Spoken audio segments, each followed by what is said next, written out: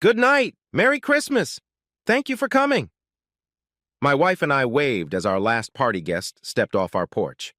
Amy and I regularly threw a holiday party for the neighbors. The parties started with just 4 couples and have grown steadily over the years. This year there were over 35 attendees, and about a third of them didn't live in our neighborhood. I assume that the growth in attendance was largely due to the increasingly heavy consumption of alcohol and the silly, naughty games that became a welcome event. Each year, the games became a little more risque, but never over the top. Like Amy and I, most of the participants were between 25 and 35 years old, and most had a couple kids. So it wasn't exactly the wild and crazy group you might have hung out with in college. They were just good, hard-working young parents who needed to let their hair down for one night a year. The neighborhood ladies always brought more food than the party-goers could ever eat, and all of my husbands and I made sure there was an abundance of booze. So when a few neighbors started bringing friends from outside the neighborhood, it was no big deal. Well, until this year, it was no big deal. This year, without saying anything to me, my wife invited a few of her co-workers to the party. Among those she invited was Ron Stevens. Ron was her teammate in the outside sales department of their company. He and Amy had worked together for the past 5 years and had gotten very close. Perhaps a little too close if my suspicions were accurate. They traveled together frequently and attended week-long outside sales conferences twice a year. Just a few days before the party, he was the subject of some pretty heated conversations in our family. His presence in my home prevented me from enjoying the evening. I helped Amy clean the house and take out the trash. When I returned, she was just finishing up in the kitchen. It was time to deal with her. So, what made you think inviting Ron and your other co-workers to our neighborhood party was a good idea? I like those people, so I thought it would be fun to invite them here. I think they all had fun and got along well with everyone else. What's the problem here? Really, Amy? You know how I feel about your relationship with this guy, and you invited him into my house. It's my house too, Mark. I can invite whoever I want to my party. I don't need your permission. So, you think it's okay to embarrass me by flaunting your boyfriend at my house in front of your co-workers and our friends? You think I didn't see your co-workers' smirks and raised eyebrows? What are you talking about? I told you 50 times. Ron is not my boyfriend. Nobody smirked at you. It's just your stupid jealousy, and I'm sick of it. You think no one saw you sneaking upstairs with him? What were you doing, Amy? Why did you have to be upstairs alone with Mr. Wonderful? Fuck you. We didn't sneak upstairs. He needed the toilet and the downstairs bathroom was occupied. I just showed him the guest bathroom. I wasn't upstairs more than a minute or two. God, you're getting ridiculous. Another lie. You disappeared for more than 30 minutes. I know, because your slutty accomplice, Gail, was trying to keep me busy so I wouldn't notice you sneaking off with Ron. I saw what she was doing, so I watched the clock. You're crazy! Gail was probably just trying to be friendly. God only knows why she was trying so hard with you. I noticed that she didn't respond to the accusation of lying. She was a skilled negotiator, but apparently a less skilled liar. Amy, surprising me by inviting her boyfriend here was a low blow and the last straw. I will no longer put up with your lies and disrespect. I turned and walked up the stairs as she hurled more lies and insults at me. I went to our bathroom and started to gather some of my toiletries. As I was putting my stuff in my bag, I dropped my deodorant. I bent over and had to dig through the trash to retrieve it and caught a flash of gold foil. My heart clenched and my hand froze. I took a deep breath and grabbed the foil. Holy shit, it was a condom wrapper. Game over. I had a vasectomy after the birth of our second child, so I didn't need condoms. Now I knew everything I suspected was true. That bitch was cheating on me. Amy stormed through the open bathroom door, continuing to hurl insults and telling me I was paranoid. I stood with my back to her and slowly turned to face her, holding the foil in front of me. It's not paranoia when it's the truth? Oh, shit. Someone must have slipped this in as some kind of joke. It's not what you think. I didn't do anything. Stop it, stop it, stop it. Just stop lying. It's over, Amy. I'm done. Don't dream. It's not over. This was a mistake. This wasn't part of my plan. Yeah, I know you didn't plan for me to find proof of your deception. This was a big mistake. No, that's not what I mean. Please let me explain what happened. I think it's pretty damn obvious what happened. You snuck out of a party and slept with your boyfriend while I was downstairs entertaining your friends. Was that particularly exciting? Fucking him in my house while I was downstairs? No, it wasn't like that. Please, baby, please let me explain. This is not what I had planned. I slipped the foil into my pocket. Amy recoiled to the side as I squeezed past her. I heard her trying to catch me as I walked into the guest bedroom and slammed the door in her face. I clicked the lock just as Amy grabbed the handle. Mark, please, you have to let me explain. It's not what you think. Please, Mark, please open the door. You have to talk to me. Please open the door. I was sure she didn't know how to pick the door lock, but I moved the dresser toward the door just in case. Amy pounded on the door and begged me to open it until I turned on the TV and turned up the volume. It was hard to fall asleep. I replayed in my head every time Amy worked late, went on overnight sales trips, and attended conferences. Was she having fun with Ron the whole time? Shit! It was too painful to imagine, but it seemed to be real. A tear rolled down my cheek, and my insides clenched as I thought about having to tell my little girls that their mommy and daddy were breaking up. Damn it, how could she do that to our children? How could she be so selfish? What could have made her fall in love with another man? Was I a bad husband? Why? Why is this happening? The questions, the doubts, the pain, the frustration. It was excruciating. I hardly slept at all. It seemed like only a few minutes had passed as the morning sun burst through the window, taunting me. I threw back the blanket and got out of bed. I had a lot to do on this Sunday morning. I pushed back the dresser and walked out into the hall. The door to the room was open. I leaned over just enough to see Amy still prostrate across the bed. I closed the door and went to the guest bathroom to clean myself up. I got dressed and went into the kitchen to get coffee. I was just taking my cup to the table when Amy walked in. She looked awful. Her eyes were puffy. Her hair was a mess. Her nose was red. And I think she was hungover, but damn it, she still seemed beautiful to me. My stomach clenched with another wave of pain. Shit!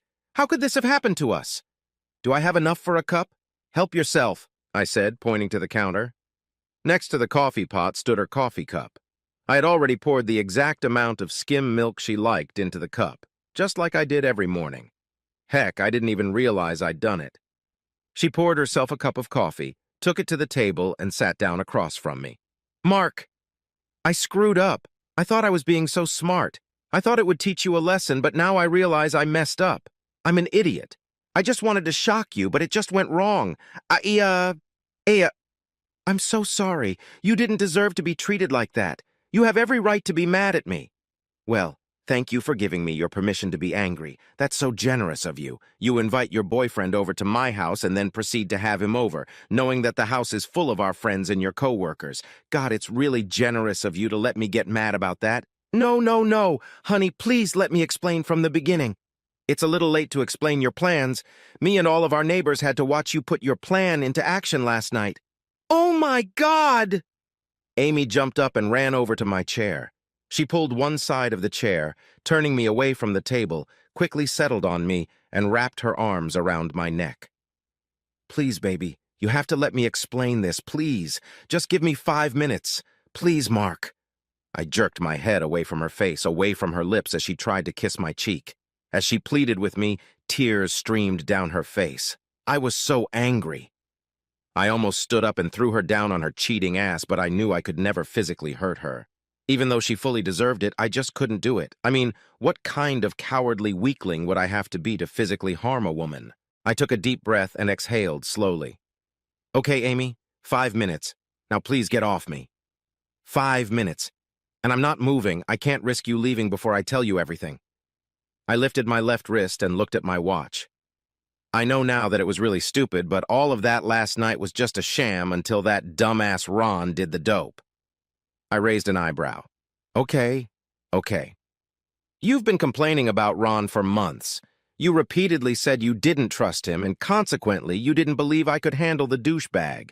Even if I told you I had no sexual interest in him, you wouldn't believe me. It was like you thought I was a naive little teenage girl who couldn't resist the ingratiating salesman. Ha! Like I would ever buy his lines or any other shitty guy. Okay, I'll admit that he did try to hit on me like a lot of other guys.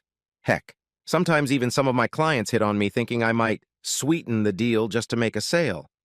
Mark, I'm not a dog. I know what I look like, and I know guys will always try, but I always say no. Of course, I've learned to say no with a nice smile so as not to hurt anyone's ego, but it's always a firm no. So, after what seemed like the 40th or 50th time you started hitting on me about some crap, I just got pissed off and decided to show you how stupid you were being. So I came up with a plan and asked Ron and Gail to help me.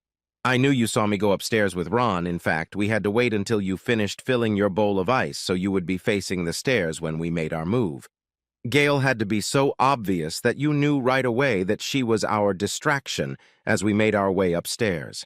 It worked exactly as I had planned. I took Ron to our room and put him in my chair.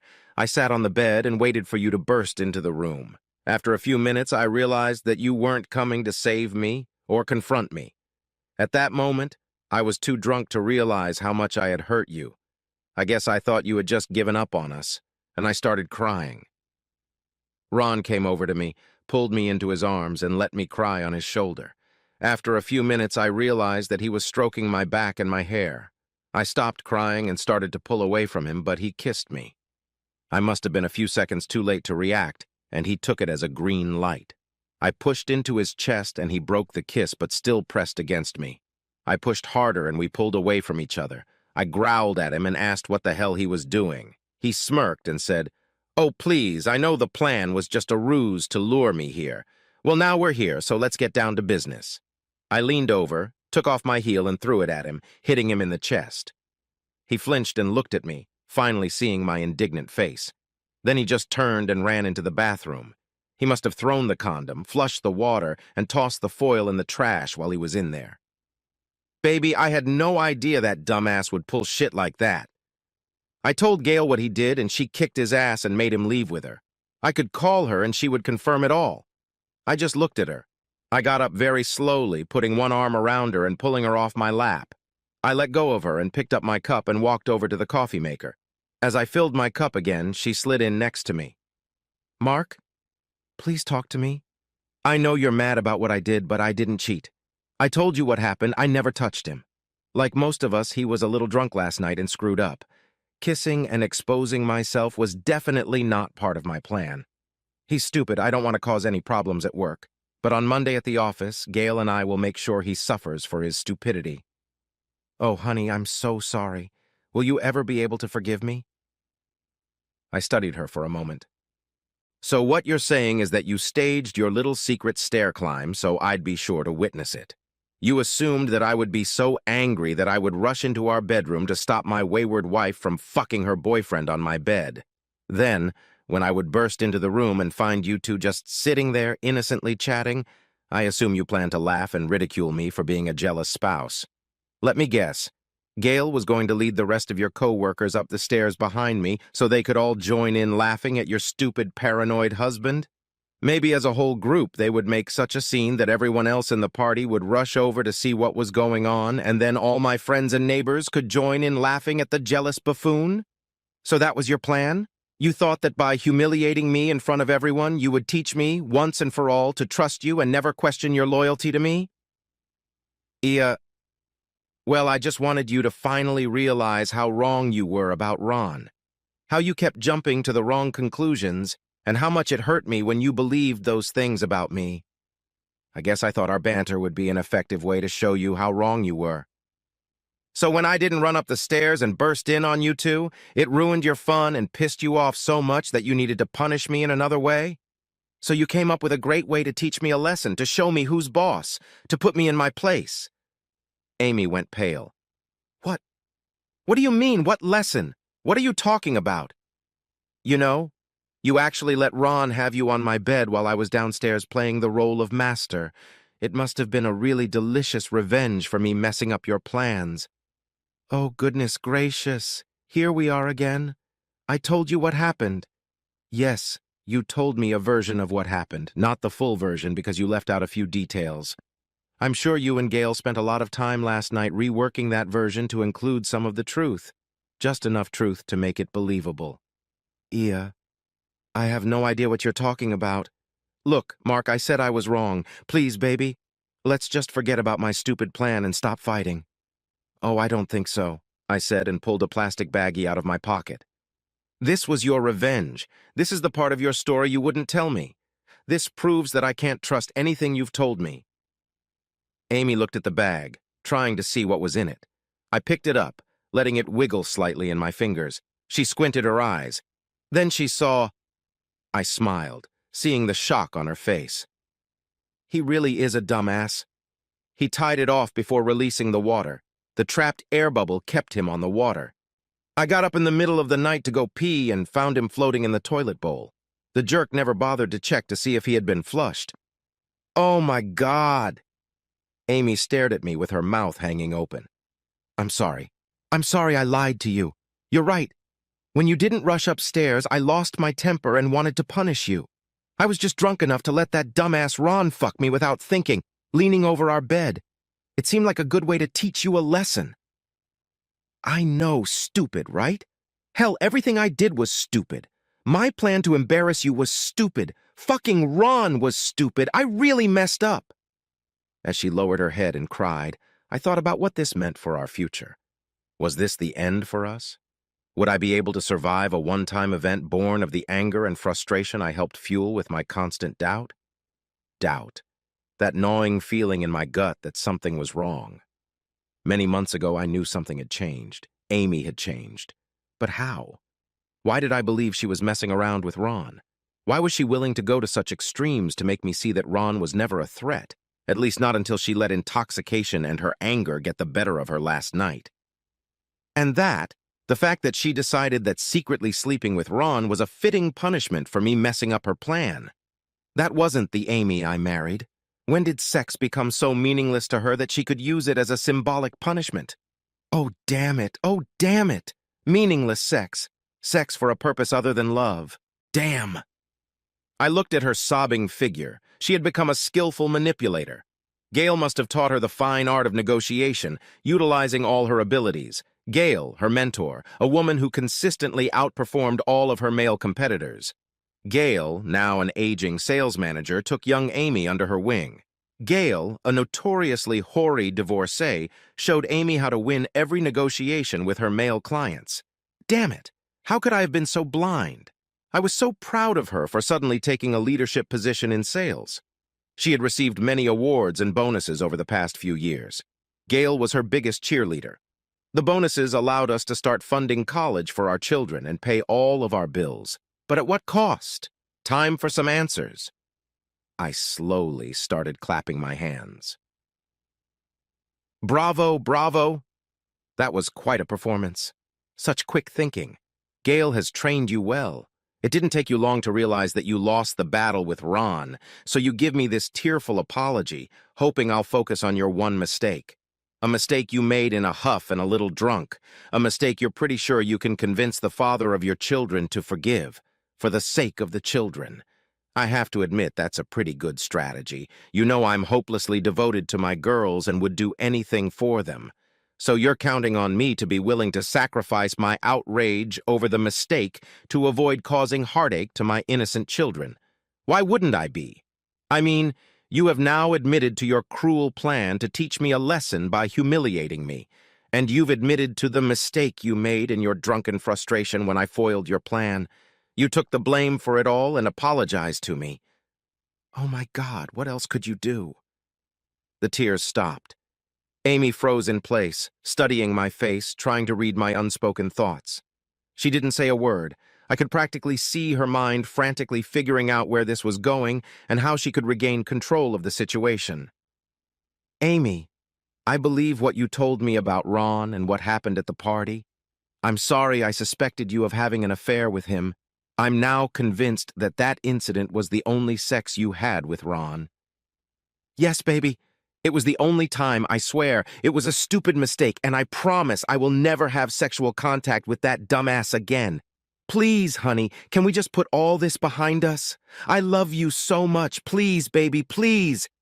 Even if I said I was willing to forgive your attempts to humiliate me and forgive sex with another man in our marital bed, there's still the problem with everything else. What? What do you mean, what others? I have to admit, it took me too long to realize that. As soon as I met Gail and heard all the rumors about her, I should have seen it coming, but I trusted you. Then later, when my gut kept telling me something was wrong, I thought it was Ron. I was wrong about Ron, but I had every reason to be worried about you. Didn't I? Worried? What do you mean, worried? I don't know what you're talking about. I sighed tiredly and leaned back in my chair, shaking my head. I was so tired of the deception, the half-truths, the wagging. I had no actual proof of what she was doing, but I knew. Deep down, I knew I'd lost her months ago. My sweet love, the woman I hoped to love for the rest of my life, was gone. There was no doubt that Gail had shown her the path to riches and rewards, but it was Amy who decided to take that path. She willingly chose to disregard her vows and go into prostitution. And for what? Her ego? A few extra dollars? Cheap thrills? To hell with it, it doesn't matter why she did it. Amy, I know what you do. I know how you close so many sales. I can't even begin to tell you how much it hurts me to know what you've become. The shock on her face was the only confirmation I needed. It was brief, but I saw it before she could pull herself together and smile at me. Mark, honey, I thought we were done with this nonsense. I admitted my one mistake with Ron, but I have no idea what you're talking about right now. I don't know what you think you know, but I just want to stop all this crazy talk and get on with our lives. Now we need to get cleaned up and go get your daughters. I know they love your parents, but I'm sure they miss their daddy. So that's exactly what we did. I spent the rest of the day admiring my girls and considering my options. On Monday, I went to my lawyer and filed for divorce, citing irreconcilable differences. My attorney told me not to hold my breath or particularly count on it, but still she filled out a petition asking for joint custody of the girls with me as primary custodian. I asked to serve Amy at work to see if that got Gail's attention. In the middle of the afternoon, my phone rang right after I got confirmation that she had been served. Mark, are you out of your mind? Are you going to divorce me because of this Ron crap? It didn't make sense, it was wrong, it was stupid, and we talked about it all. Baby, you can't do this to our girls, you love them too much. Punish me any way you want. Just please don't destroy our family. I already told you, Ron is only a small part of it. I just can't be married to the woman you've become. More crazy talk. Baby, I'm worried about you.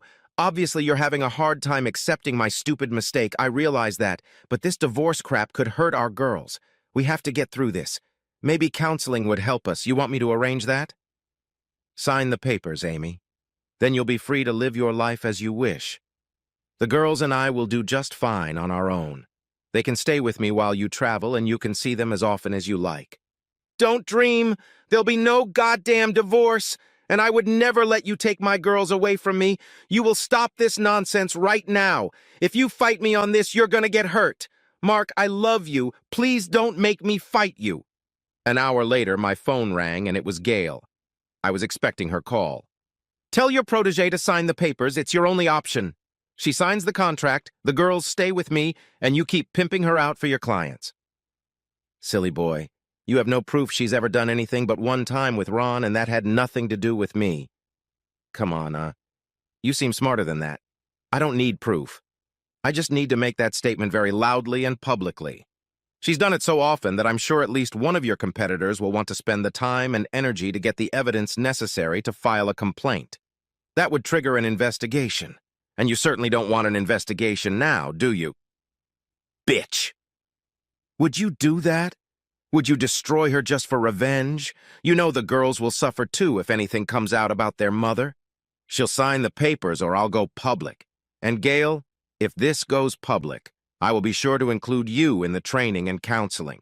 You counseled her on how to be the new prostitute in sales at your company instead of you. You've gotten old, after all. Do you think the board of directors will have any questions for you? Tell her to sign and she'll listen to you. My lawyer got the signed papers a week later. Amy moved into a nice apartment about 2 miles from our house. She sees the girls often and usually attends all of their school and sporting events. We rarely talk, and as far as I know, she is still using all her assets to close sales and win awards. A week ago, I saw Gail and Amy leaving a nice restaurant. I had just pulled into the parking lot when they approached the car. Gail opened the door and then turned to Amy again. She pulled her in and they kissed passionately. I sat there for a few minutes. Once again, Amy surprised me. Hell, how could I not know she liked girls? It certainly explained why Gail was such a big influence on her. I guess I never really knew her, but I'm sure glad to be rid of her. I don't know if I'll ever get married again, but if I catch myself thinking about it, I'll definitely be asking a lot of questions before I put the ring on my chosen one's finger. Lesson learned.